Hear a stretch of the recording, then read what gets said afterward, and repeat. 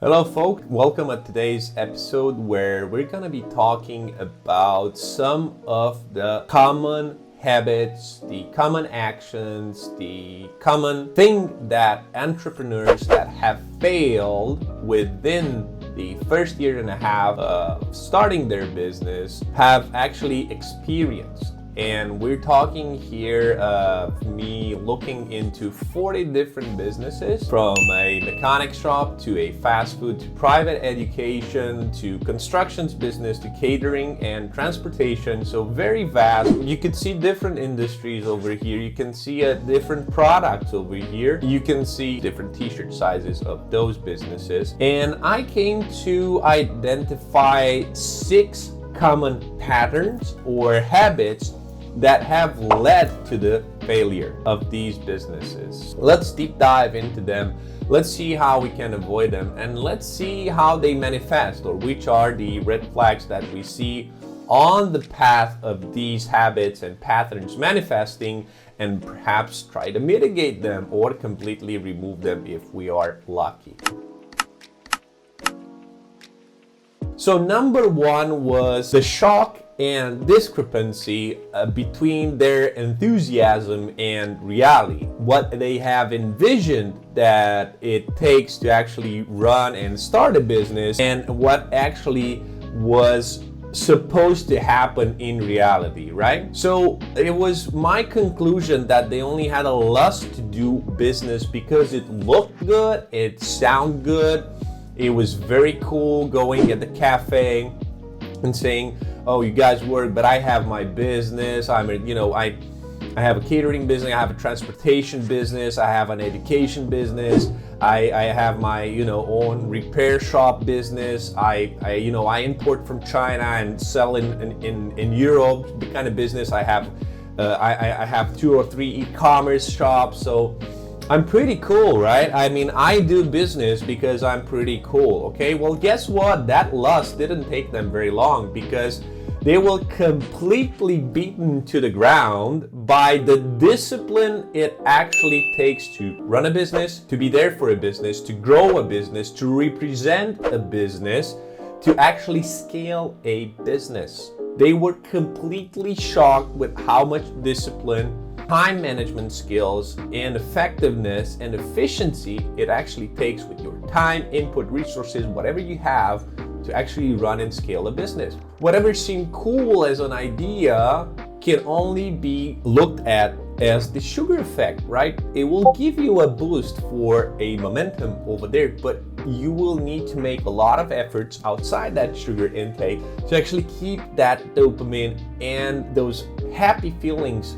and satisfaction feelings and self-actualization feelings keep on coming. So I would advise entrepreneurs to do businesses that are representative of them. Perhaps some of them come natural, like you've been a chef your entire life, you like cooking, you would like to do this to continue as a vocation, but maybe you would like to tailor it in your own way or personalize it, or maybe add some additional value like some new dishes or a new quality. But what I'm trying to say, if you don't resonate with the core of that business, don't just do it because it's cool. Because in business, you need passion, and do not confuse passion with lust, because lust will only get you so far, will give you a certain satisfaction, but will get you lost once you get into the core ground of that business and the challenges keep coming. So you need to have a passion that needs to be your mission. You need to be certain that you want to do that. And one good way to actually test this, and I invite everyone to do this test. I'm a bit confused. I don't know if I have a passion or if I have a lust or if I just want to start a business idea that it's cool. Okay, and I invite you to take a test. And the test goes like this. Look in the mirror and ask yourself, would you drop your job and the comfort that you have today for something that gives you the satisfaction in what you do tomorrow, but cannot provide you with the same comfort from the beginning, and there's no min and max. So you have a salary, right? That's a minimum. You can't go under that. Whatever you do, you go to work, you get a salary, you have a certain comfort over there. And whether you like it or not, some things you're still gonna have, a salary at the end of the month. But you see, with a business, it's not the same, and it's gonna be hard. It's gonna be challenging. You might get lucky, you might get unlucky. You're gonna do mistakes. I can guarantee you're gonna do mistakes. I mean, I do mistakes. Everybody does mistakes. It's actually, mistakes are starting to become a default. It's repeating those mistakes that tends to be extremely costly, okay? Now, if you actually can do that and fuel your life with meaning from doing a business that cannot provide you with the same comfort as the current job or current income level or income streams that you have right now, then maybe you should try it. But don't try it because it's cool. Don't try it because others says it's cool. Don't try it to just look good for your wife or for your husband, okay? Try it for yourself. Do it for yourself and be 100% responsible for the risk that you're taking. Always keep in mind that things can go south. Number 2, I was shocked to see that they speak a lot about money, a lot about capital. They speak a lot about, what I would do if I had that money. Wouldn't it be cool to have that money? Wouldn't it be nice to access those funds? And I said, okay, fine. You're a startup. I can get you that kind of money.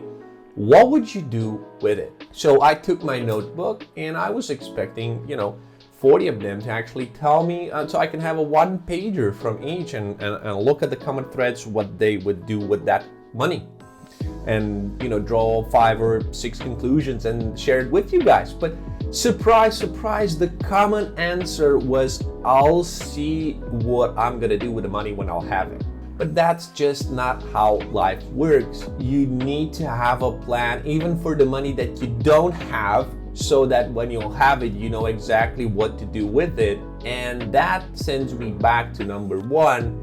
What is your core? What is your mission? What is your vision with that kind of company? Regardless if it's a startup or a small shop, whatever it is, you need to know exactly what to do with the money, even if you don't have them. If you don't know that, you're in uncharted territory. You don't know where you're going. That ship will go wherever the wind will take it. So it's a pretty dangerous situation in which to be. And guess what? There can be a lot of icebergs on these seas and oceans you're navigating if you don't have a direction. Number 3 was they confused business cost or cost of doing business with personal cost or cost of living as a business owner. I was surprised to see how suffocated those businesses gradually became as a result of the owners starting to add up as a significant cost on the balance sheet. You would see them dining at restaurants they weren't dining before, and they shouldn't be dining. Okay, you can go that as an occasion, but if you build that two times or 3 times a week, it's gonna hurt your budget. You would see them going on holidays they could not afford. You would see them buy cars which did not justify the purpose of that business, was not helping the business, was actually just offering them a perk. That's all. It slowly started suffocating the business, killing the cash flow and the liquidity, and they no longer had flexibility. So that is when we go to number 4 and we start realizing that they became greedy. And they said, listen, I'm not gonna cut on my comfort. I deserve this. I deserve this. I'm special. I've built this business. I've sacrificed all these years. I deserve it. What I'm gonna do is I'm gonna take from others. I can't lower my standards. I can't lower my comfort. I worked so hard for it. Or that we have to find other ways to cut from this. I'm not saying it's bad, guys, to satisfy your perks or wishes or desires over there, but don't just kill the business to do it, because you're gonna have those for 6 months, 9 months, 1 year, and then no one will remember them, and your business will be closed, and maybe you won't be able to start a new business, okay? What they started to do, they became greedy, and they started start looking for other ways to milk additional profits. And guess what? In the restaurant business, for example, guys, if you do this, people will feel that it's not the same ingredients. Although you're packaging something nicely, it's not the quality that you promised in your advertising. And they will know exactly, their tongue will tell them exactly if money for value, that's a fair balance. And if not, they will walk with their feet. And you would feel very well in your kitchen, in your office over there and say, yeah, man, I pulled it off. I mean, I managed to build and manufacture and cook a dish, a product, whatever it is, with 1/4 or 1/5 of its cost and sell it at an overprice, and people are eating it and enjoying it, and no one says anything. So, you know, I got it. I managed to actually get more inflows over there so I can afford a nicer vacation, I don't know, yacht, a car, whatever it is, nice branded clothes and whatever it is out there. But you're sitting on a landmine over there when you start experiencing this feeling. I would kill it as soon as possible. I would get back to the original recipe. I would find other products which maybe I can cross-sell, find new ways of inflows, but I would definitely not change something that is my signature and my business card just for the sake of milking more profits, okay? Number 5 would be that they started leaving money on the table because they were feeling that they have a certain status, right? So I'm no longer doing those kind of works because they no longer suit me. Just call me when you have a serious problem or a serious construction to be done or a serious load to be transported or a 20 kids to be enrolled and start a group of courses, or call me when you have a festival organized so I can come with my fast food caravan. I was like, okay, I think it's okay to be picky and leave some of the things behind, you know, that are no longer representative of the mission and vision you're going, and maybe you use them as just as a foundation to bring in some inflows so you can grow and develop.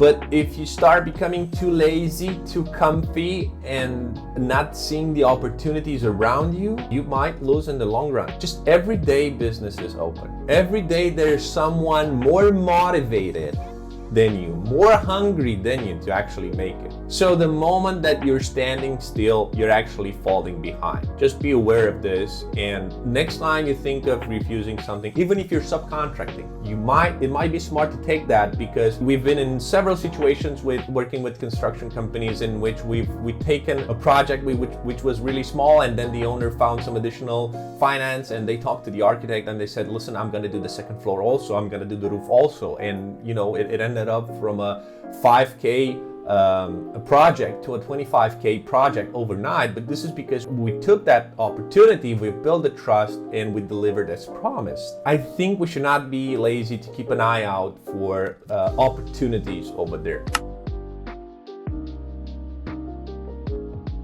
And number 6 was they've reached the ceiling. They've reached the last floor in terms of know-how. And unfortunately, they got really burned by working with the thousands of consultants that are out there, and they're copy pasting information and translating information from books. And they have never managed anything as an investment or their side, and haven't gone through the startup journey. But they have nice suits, they have nice websites, they talk to you nicely, they empower you, they give you the pep talk. But guess what? That's just like candy. It's gonna fade away once reality hits you in the face. So guys, my advice for you is to have a Teflon protection against consultants that actually sound very well in theory, but when you ask them how to put that in practice, they're going to give you 2 or 3 quotes or titles or directives or a book. Just ask them, what was the biggest investment that you have managed? And second question is, out of that investment you've managed, which was your money, or how much was your money, or which are your personal investments? See how they manage those, see how they grew those, see how they're doing with those, and then consider their business card. So there you have it, guys. This is the top 6 patterns, problems, challenges, minuses that I've seen these 40 business entrepreneurs had in common, and why they had to close their business in less than 2 years from starting. although they were so promising at the beginning. I hope this episode helps you open your eyes or open the eyes of your friends or acquaintances, whoever you see in a similar situation. Pull them aside and tell them, listen to this, and you should stop what you're doing and pivot, rethink, pivot, redirect some of your thoughts and energies so that you can save, continue, and grow with this business. Thank you.